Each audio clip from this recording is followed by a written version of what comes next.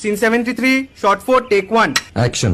ফুলে যদি এতই কাটা গোলাপটা তুই তুললি কেন? প্রেমে যদি এতই ব্যথা সেই প্রেমে তুই ভুললি কেন? কি গো ডাইরেক্টর সাহেব, আমি তো 60 বলে দিয়েছি, কাট তো আর বলতে পারি না, এবার তুমি কাটটা বলো। Got it. Excellent shot, excellent. অদ্ভুত। ম্যাডাম আপনার সাথে একজন দেখা করতে এসেছে। নমস্কার। নমস্কার। বসুন।